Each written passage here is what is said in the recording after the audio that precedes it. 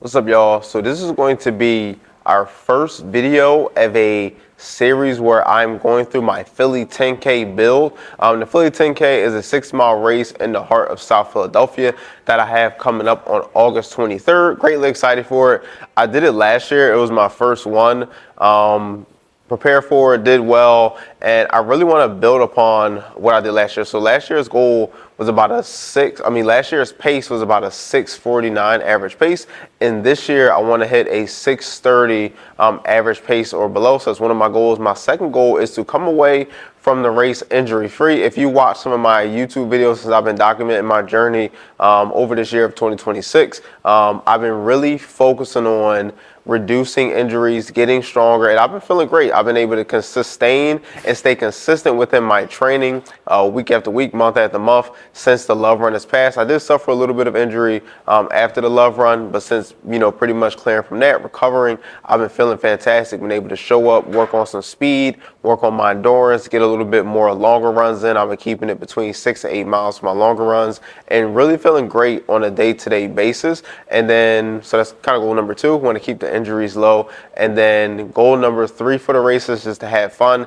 connect with others, definitely take it serious. However, not making my identity or pretty much my worth based upon the results that I'm getting, knowing that I can always continue to improve, continue to strive to do better on a weekly and monthly basis. Now, when we get into the training plan, I'm going to be running 3 days out the week while also strength training 3 days out the week. And pretty much it's going to be an 8-week build, or pretty much we are 8 weeks away from the Philly 10K. So I'm going through an 8-week build. Within the running training specifically, I'll be following a program from this book called The Science of Running. Really good book that I've read over the past couple of months. And then it gives you specific programs. It has a beginner 5K program, a beginner and advanced 10K program, and then a beginner and advanced half marathon, and then the same for a full marathon. So I'll be doing the beginner 10K program. It's a 12-week program, kind of aligns perfectly with the Philly 10K. So I'll be doing 2 of the phases because pretty much I've been training already. I don't have the full 12 weeks, so I have 8 weeks left. So I'm gonna do the 2 phases within the program. The phase that I'm going to be starting with is going to be the support phase, and pretty much the main goal of the support phase is to prepare you for the race specific phase, which is going to be the 4 weeks leading up. Very specific / taper will be the 4 weeks leading up to the Philly 10K.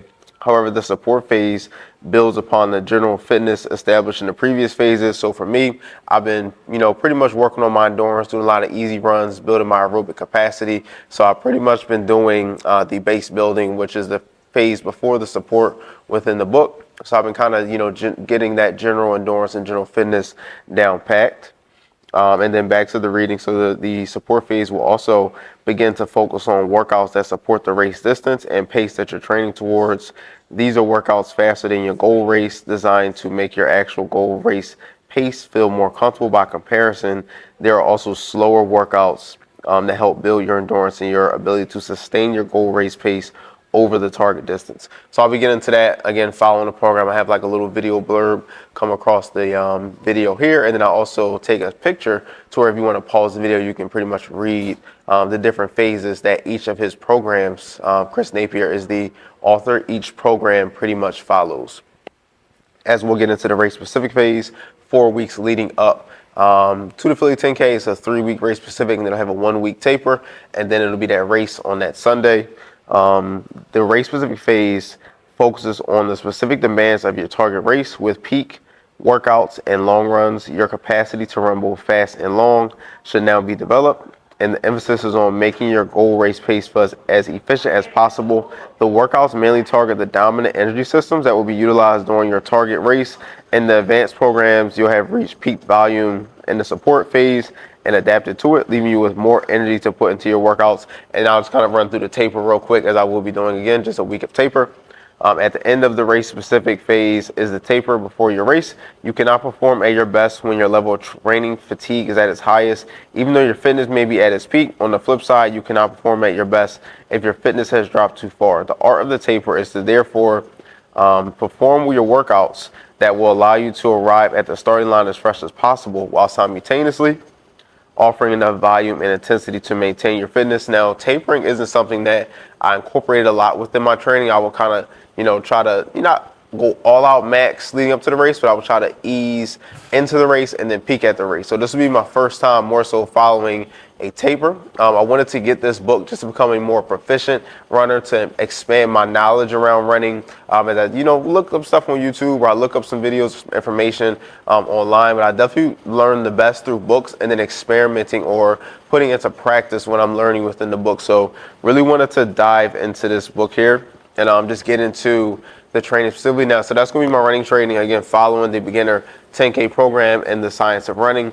And then for my strength training, I will be taking the 4 weeks in the support phase, continue to work on strength towards the end of this phase. It'll be the fourth phase of my my 90-day 4-week program, or 4-month program, 4-phase program that I've been doing, 4-phase program that I've been doing, coming up on the last phase. So I'll continue to kind of dial up on strength, and then towards the end, kind of ramp it back down just a little bit, as I have been focusing on building muscle, maintaining stability, and really just engaging in exercise that's going to help with supporting. And then when I get to that race-specific phase, the 4 weeks leading up to the Philly 10K, it's going to be more so focusing on stability, making sure I can perform at my best for my running, as I feel like I would have been able to build up the strength that I was able to build beforehand. So definitely going to be working on maintenance as well, but don't want to overtax my legs too much. I'm kind of really learning the good balance between going hard enough in the gym while also not, burning my legs out completely, so where then I can't show up as best as I can on my race day or running days. So pretty much training 4 days out the week for strength. It's going to be 2 upper body days, 2 lower body days with weights. And then I will have a Wednesday where I will pretty much go through a calisthenics and core day. Just pretty much training my abdominals as to, to have a nice strong core. And I also help support my running, my technique, and my overall balance, structure, and stability when I'm moving on race day or when I'm just on my training runs as well. So that's going to pretty much be my training for the races. And then in addition to the training, I feel like the true beauty of a race build or anything with the running journey is really how much we grow in addition to, enhancing or becoming better runners or athletes. So for me specifically, I've been really honing in on improving my life's vision and getting more clarity on the things that I want to do in life. And I feel like right now, the biggest thing to really lighten my heart up has been running. And I'm looking to really grow in that space, but also grow as an entrepreneur, continue to grow with my coaching, and really just continue to strive for my overall greatness. So that's been something I've been working on. I've been reading this book called Own Your Life, Own Your Career. And this was giving me some just nice reflective questions and prompts just to reflect on where I'm at currently in life and then just where I want to get to. Another space that I feel like I've been growing is pretty much just like my outlook on how I want to grow, I guess you could say, my coaching practice and my coaching business. I feel like I love working with the general population. I will continue to do so. And in addition to that, I do want to work with athletes, and then in the future have more like a performance lab, or I would call it like a holistic healing center. But I have been more so shifting it to like a performance lab, to where I'm working with athletes or those in the general population. I think we're athletes too, and I think we need a space to where we can go and we can thrive and we can better ourselves. Athletes, there's definitely a lot of places that are definitely around. However, I want to have one more so in West Philadelphia, where I currently live, and just have something where people can go, they can better themselves, and also for a space for coaches to, grow their career as a coach, whether it's online or in person, and then maybe even bring their clients on. So I've been kind of, just going through some reflective prompts just to get more clarity on the vision that I want to create within my own life. And in addition to the training that I'm doing and also the personal growth that I'm having within my own life, I feel as though it's been a good time to just take a break off of Instagram, just to allow space for just more clarity, more ideas, and more authenticity to come, and just to be a little bit more present. I feel as though I could focus up in just a couple more areas of my life when it comes to just overall living on a day-to-day. I feel as though like if I was traveling home on SEPTA, I would just go on Instagram, kind of scroll a little bit just to pass the time by.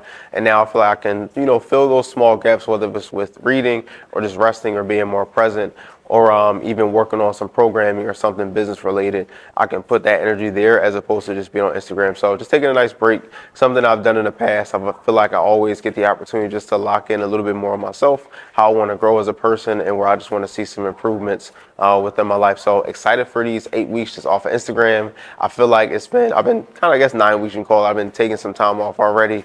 But I feel as though my life and my mind has gotten a little bit quiet, a little bit slower, and just been filled with much more presence. And then the last area that I want to cover within this video is pretty much the meaning behind the work. I was watching a video by Nick Bear. He has his own company called BPN, Bear Performance Nutrition. And so he has his own videos on YouTube channel. So I was watching one of his, and he was talking about his Ironman performance, and it had like blurbs of where it would go and focus on him, and he would just be talking like the day before. And he asked the question, he said, what's the meaning behind the work? And I feel like for me, training is a space where I get to just kind of be grounded and be a lot more centered in life. It just keeps me consistent, keeps me focused, and really keeps me aligned. And I feel as though as of late, I've really been able to move away from a place where my identity or my worth is based upon my performance and being so serious on hitting numbers and hitting certain measures, and really just taking the time to enjoy the journey. Now, that doesn't mean that I'm any less intense or any less focused or any less or I've lost like a fire to really get to the things that I want to get to. And it's more so I'm in a place of like contentment while also being able to stay consistent and working and just enjoying the process. So as y'all always know, I'm always touching on just enjoying the journey. But that's pretty much episode 1 of our 8-week build up to the Philly 10K. Definitely looking forward to the series, looking forward to sharing more value and just what I'm coming across on a week-to-week basis. It may be a little bit more just me talking for right now and then filling in like some training gaps or some training videos as I go on about the series. I feel like some fresh ideas will come about. However, I definitely want to continue documenting this journey. Excited for the Philly 10K and excited to crush some goals. Again, the pace goal is 6:30 or below. Last year I had a 6:49 average pace. Finished about just under 42 minutes. And I definitely want to continue to ramp those numbers up and have a successful training block. And number one importance is staying injury free. I'm reading this other book called The Big Book of Endurance Training. And the author says that you don't want to sacrifice your own health for performance. And that's something that I really reflected on, something that I will aim to keep close in my mind and in my heart as I'm training and as I'm performing on a daily, weekly, and monthly basis. But episode 1, look forward to check y'all on the next one. Peace and love.